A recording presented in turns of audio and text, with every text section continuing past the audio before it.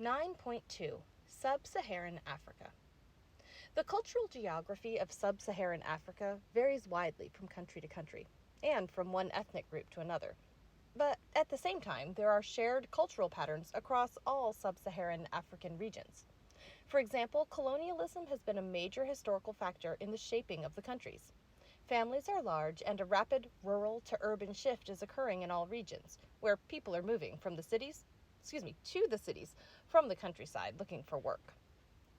Sub-Saharan Africa is home to some of the poorest countries in the world. Poverty is evident in the countryside and in the urban slums of the largest cities.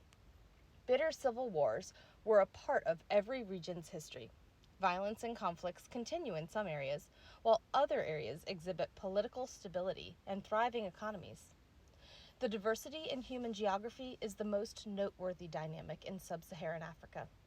There's a huge variety of ethnic groups and a multiplicity of languages and religious affiliations. South of the African Transition Zone, the most prevalent belief systems are Christian-based and animist, while north of the zone, Islam is widespread. Division and civil unrest can occur where the different religions meet and compete for political control. The cultural mosaic of Sub-Saharan Africa is vast and complex. Physical geography of Sub-Saharan Africa. The African Transition Zone divides North Africa from the rest of Africa because of climatic and cultural dynamics. The cultural conflicts and desertification are common in the zone. Dry, arid type B climates, common in the Saharan Desert, are dominant north of the zone. Tropical type A climates prevail south of the zone. The shifting sands of the Sahara are slowly moving southward toward the tropics. Desertification in the zone continues as natural conditions and human activity place pressure on the region through overgrazing and the lack of precipitation. Type B climates resurface again south of the tropics in the southern latitudes. The Kalahari and Namib deserts are located in southern Africa, mainly in the countries of Botswana and Namibia. For a continent as large as Africa, Sub-Saharan Africa does not have extended mountain ranges comparable to the ranges in North or South America, Europe, Asia, or Antarctica. There are, however, on the Ethiopian highlands, the Ethiopian plateau, that reach as high as 15,000 feet in elevation. You can see them on the maps that are in your book. East Africa has a number of well-known volcanic peaks that are high in elevation. The tallest point in Africa is Mount Kilimanjaro in Tanzania, near the border with Kenya. It is 19,340 feet high. Nearby in Kenya, Mount Kenya is 17,058 feet high. The Rwenzori Mountains on the Congo-Uganda border reach more than 16,000 feet in elevation and create a rain shadow effect for the region. Permanent glaciers exist on these ranges, even though they are near the equator. On the western side of the continent, Mount Cameroon in Central Africa is more than 13,000 feet in elevation. South Africa's Cape Fold Mountains are low-lying mountains. The continent of Africa consists of basins and plateaus without long mountain chains. The plateaus can range more than 1,000 to 2,500 feet in elevation. The only continuous feature is the eastern rift valleys that run along the tectonic plate boundaries from the Red Sea through to South Africa. The main rivers of Africa include the Nile, Niger, Congo, and Zambezi. The Nile River competes with the Amazon for the status as the longest river in the world. The White Nile branch begins in Lake Victoria in East Africa, and the Blue Nile branch starts in Lake Tana in Ethiopia. The Niger flows through West Africa. Its mouth is in Nigeria. The Congo River crosses the equator with a large tropical drainage basin that creates a flow of water second only to the Amazon in volume. The Zambezi River in the south is famous for the extensive Victoria Falls on the Zambia and Zimbabwe border. Victoria Falls is considered the largest waterfall in the world. Other significant rivers exist, such as the Orange River, which makes up part of the border between South Africa and Namibia. There are a number of large lakes in sub-Saharan Africa. The largest is Lake Victoria, which borders several East African countries and is considered to be the second largest lake in the world in surface area. Only Lake Superior in North America has a greater surface area. A number of large lakes are located in the river valley to the east. Three of the largest lakes along the Western Rift are Lake Malawi, Lake Tanganyika, and Lake Albert. To the northeast of these is in Kenya is Lake Turkana, which reaches to the Ethiopian border. Lake Chad is located in the African Transition Zone, on the border between Chad, Mali, and Nigeria. Lake Chad has been severely reduced in size in recent years. The equator runs through the center of sub-Saharan Africa, providing a tropical Type A climate. These regions usually have more rainfall, resulting in lighter, leached-out soils that may not be as productive as regions with richer volcanic soils, such as those found in the rift valleys. Root crops are common in Africa, as are millet and corn or maize. The savanna regions of the east and south have seasonal rains that affect the growing season. Soils in savanna areas are usually not as productive and cannot be depended upon to fulfill the agricultural needs of growing populations. Savannas are usually grasslands or scrub forests with a seasonal precipitation pattern. Cattle and livestock grazing are common in savannas, and migrations are frequent to follow seasonal grazing conditions. In specific areas of southern Africa, larger farming operations exist in Type C climates. However, sub-Saharan Africa is not blessed with the large regions of rich alluvial soil found in the northern hemisphere. The ever-growing agrarian population has always depended on the land for food and sustenance, but these conditions are not favorable for Africa's future. Populations are growing faster than any increase in agricultural I'll read that sentence again. Populations are growing faster than any increase in agricultural production. Increasing populations in sub-Saharan Africa are taxing the natural environment. Where the carrying capacity has been exceeded, the natural capital is being depleted at an unsustainable rate. Deforestation is occurring in areas where firewood is in high demand, and trees are cut down faster. Expanding human populations are also encroaching on the natural biodiversity for which the African continent is renowned. Large game animals, such as rhinoceros, elephant, and lions, have been hunted or poached with devastating consequences. The creation of game preserves and national parks has stemmed this tide, but poaching remains a serious problem even in these protected areas. Gorillas and chimpanzee populations have also been stressed by human population growth.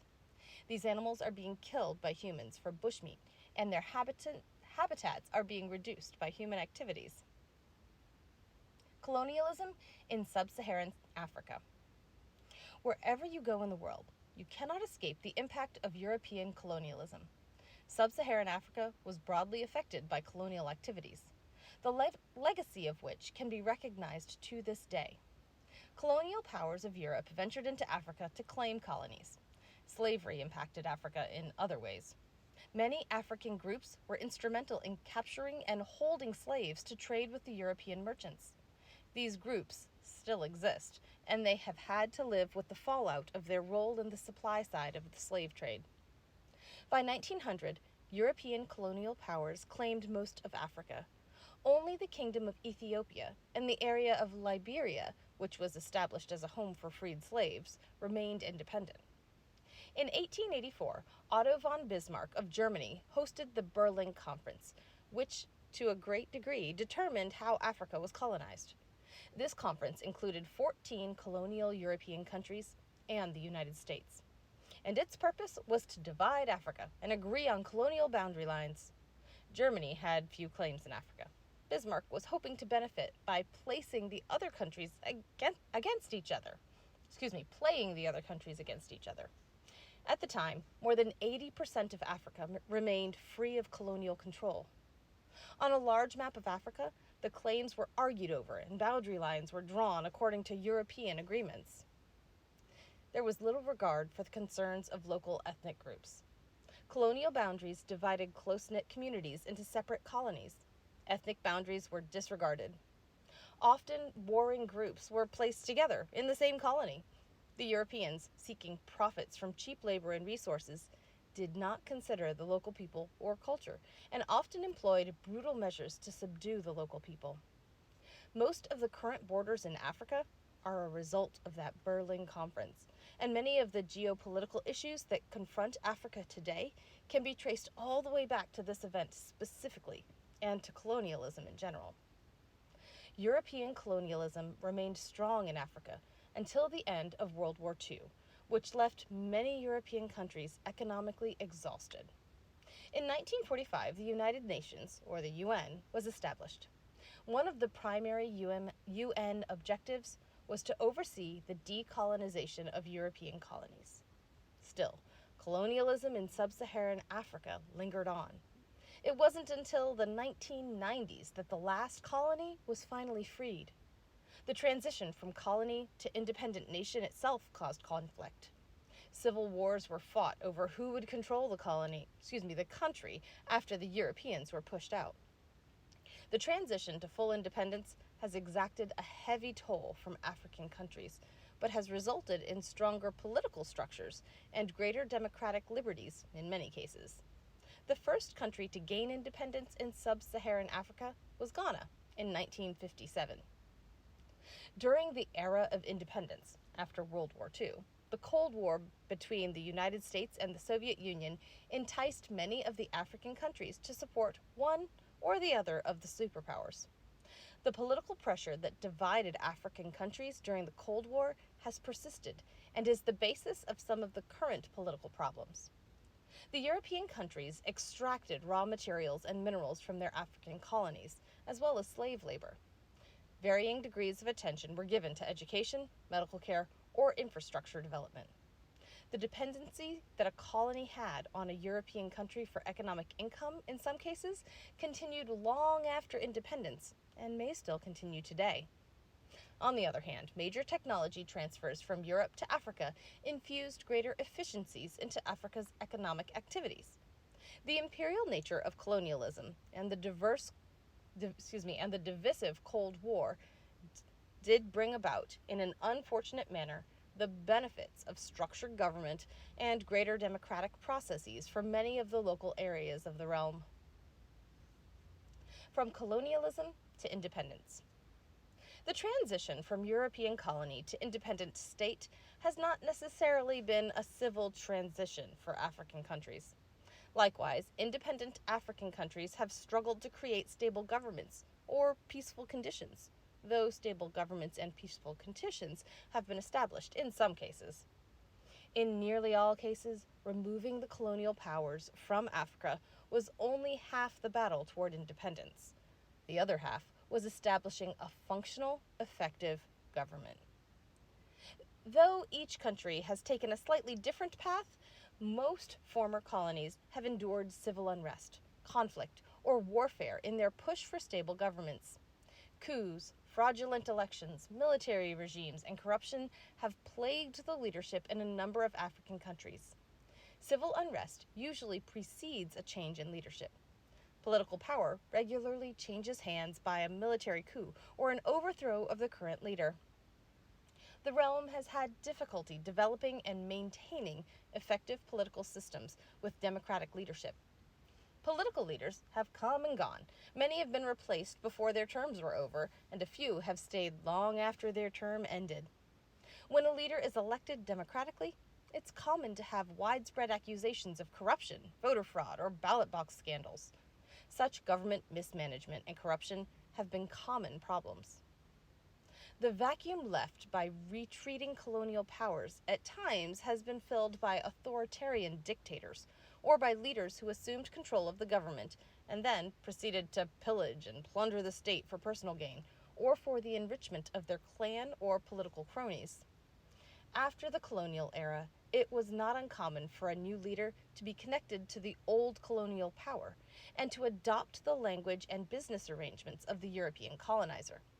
This gave him advantage over their competitors and provided a means of income, gained by the support of their former European colonial business partners, which often wanted to keep ties with their colonies to continue to exploit their resources for economic profits. Many of these leaders stayed in power because of military backing or authoritarian rule funded by the profits from selling minerals or resources to their former colonial masters. A few countries are still struggling to bring about some type of order and unity. And in spite of all the negative issues, there have been democratic and relatively stable progressive governments in Africa that have emerged from the transition in recent years, which is a hopeful trend for the long term. It's important to note that the objective of colonialism was to connect a colony with the mother country, not to connect African countries to each other. As a result, little cooperation occurs between African countries. Each little individual country interacts more with its European colonial counterpart with regard to trade, economics, and cultural dynamics. European colonialism has isolated African countries from their neighboring countries and does not contribute to unity within or among African regions. Colonial powers often built new port cities to extract goods and resources from their colonies and transport systems from the new port to the interior to collect the resources and bring them to the port. However, the colonial powers did not build a network of transportation systems that connected the region as a whole. Colonial powers were intent on continuing dependence on the mother country so that their colonies could be controlled and dominated. The current wave of globalization based on corporate colonialism continues to encourage the same pattern of discouraging interaction between countries, and instead encouraging trade with more economically powerful non-African countries. Most of the interaction between the countries is a result of crisis or warfare, in which case large numbers of refugees cross the border into neighboring countries for personal survival or security.